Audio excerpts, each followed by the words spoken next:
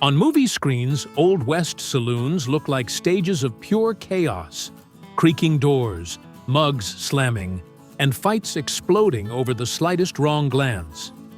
But in real life, the danger was far more subtle. Far from random disorder, these places were governed by an invisible code. Rules never written down, but that every newcomer needed to understand quickly. Because, in the wrong saloon, one misunderstood gesture could cost you your life. In towns like Tombstone or Dodge City, the saloon was the lungs of the town. It was where cattle deals were made, votes were bought, gunmen were recruited, and reputations were destroyed between drinks. Alcohol and gambling were allowed, but crossing certain invisible boundaries was not. Today, we're going to uncover the unwritten laws that ruled the counters of the Old West, and understand why ignoring these rules could become a death sentence. The saloon might have looked like a place of total freedom, but it had an owner, and that changed everything.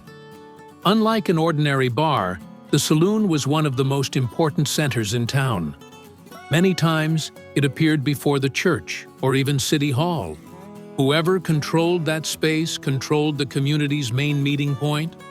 The owner wasn't just someone selling drinks. He organized gambling games, hired musicians and dancers, maintained relationships with influential figures, and in many cases had direct ties to the sheriff or local authorities.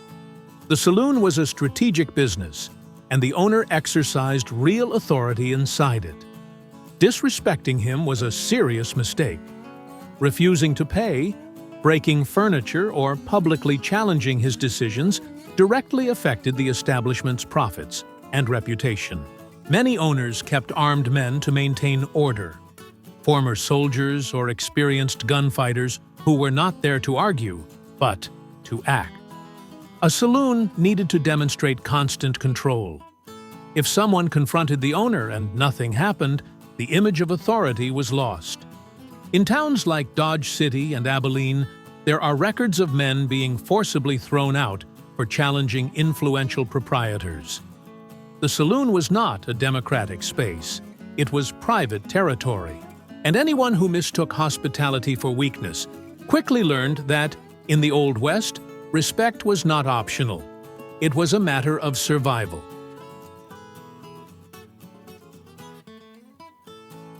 In movies, it seems normal for everyone to walk into a saloon armed and draw their revolver at the slightest provocation. But in reality, there was a silent rule that every experienced patron understood. Touching your weapon inside a saloon was an extremely serious gesture. It's true that most men in the Old West carried guns. Revolvers were work tools, personal protection, and symbols of status. However, in several more organized towns, laws began to appear prohibiting firearms within city limits. In Tombstone, for example, regulations required visitors to surrender their weapons upon entering town. Even where the law was not strictly enforced, social customs inside the saloon followed another logic: keeping tension under control. The problem was that nearly everyone there was armed, and many were already drinking. All it took was one misunderstood gesture: adjusting your holster, resting your hand on the revolver grip, or standing up too quickly after an argument could be seen as a direct threat. And once someone perceived a possible threat, the reaction came fast. Many famous shootouts began exactly this way.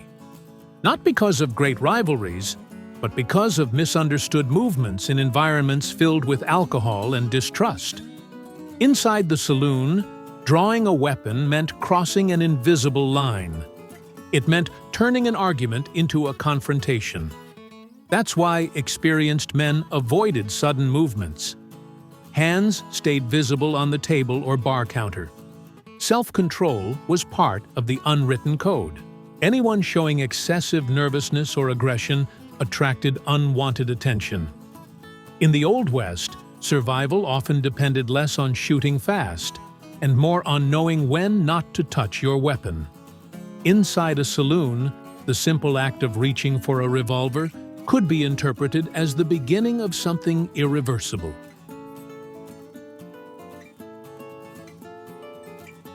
If the bar sold drinks, gambling was what truly sustained many Old West saloons.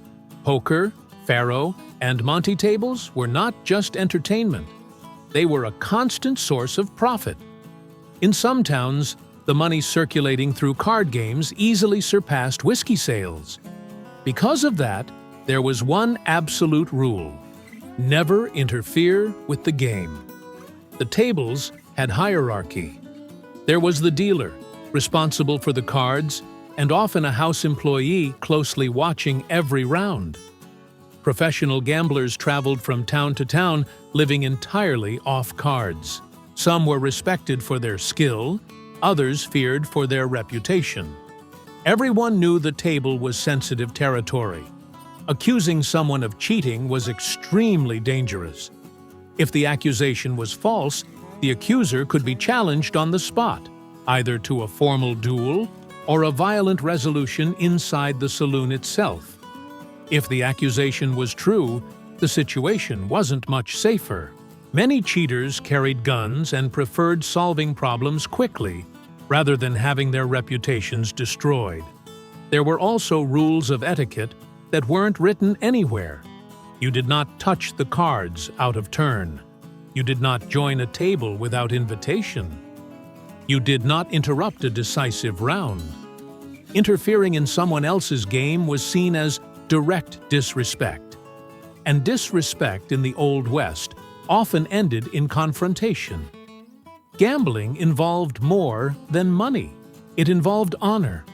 A man publicly accused of dishonesty lost something vital in that society: his reputation.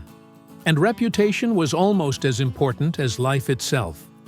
Inside the saloon, the card table was a social minefield. Anyone who failed to understand the unspoken rules risked turning a simple game into an armed conflict. Because in the Old West, interfering with gambling meant interfering with money, pride, and survival, all at the same time.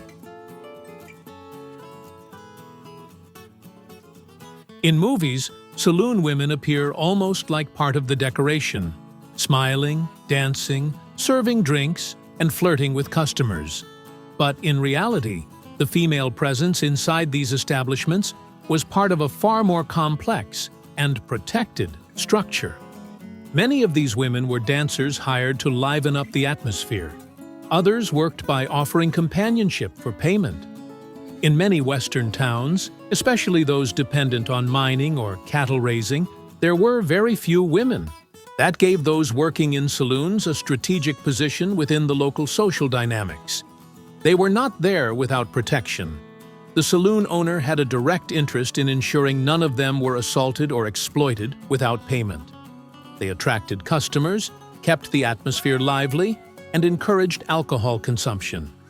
In some cases, they were responsible for convincing gamblers to stay longer at the tables. In other words, they were an essential part of the profits.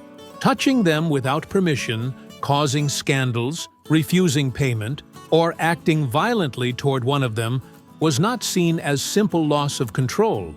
It was seen as financial damage. And financial damage triggered immediate reaction. Many men were beaten and thrown out for crossing that line. Furthermore, these women often knew more than they appeared to. They moved between tables, overheard conversations, noticed tensions and alliances. In unstable towns, information was power, and the saloon was one of the main hubs for the circulation of information. Disrespecting a woman inside the saloon was not just a moral issue. It meant interfering with the machinery of the establishment. And anyone who interfered with that machinery quickly discovered there were consequences. In the Old West, even in an environment marked by violence and excess, there were clear limits. And one of them was simple. Inside that territory, certain lines could not be crossed. Perhaps the most dangerous rule inside a saloon was not connected to weapons, gambling, or the owner, but to silence. The saloon was the meeting place for all kinds of people: ranchers, miners, local politicians, professional gamblers, outlaws, and wanted men. Many of them shared the same bar counter, sometimes without exchanging a single word. Rumors circulated there about gold shipments, land disputes, cattle contracts, and even revenge plans. And the rule was simple: you saw things, but you did not comment on them. If a man known for robberies was quietly drinking in a corner, nobody stared for too long. If a suspicious deal was happening in low voices at a table in the back, everyone else pretended not to hear. The saloon worked as a kind of informal neutral territory, where certain presences were tolerated as long as they kept the peace. Interfering in matters that were not yours could be interpreted as provocation or threat. Asking too many questions attracted attention. Persistent stares were seen as a challenge. In an environment where almost everyone was armed and many had histories of violence, excessive curiosity was dangerous.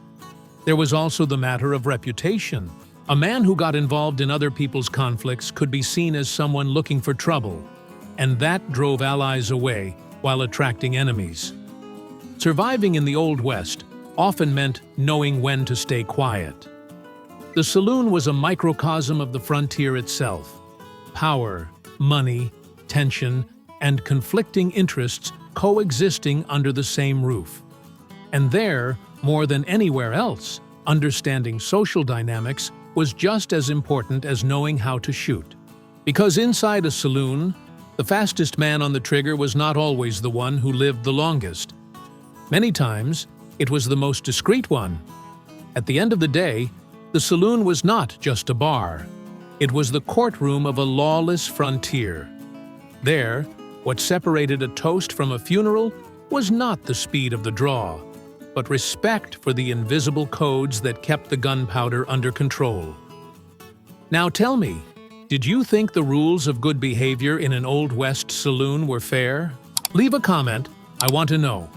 Don't forget to subscribe to the channel so you don't miss the next curious videos about the Old West. I'll see you in the next video here on the channel. See you soon!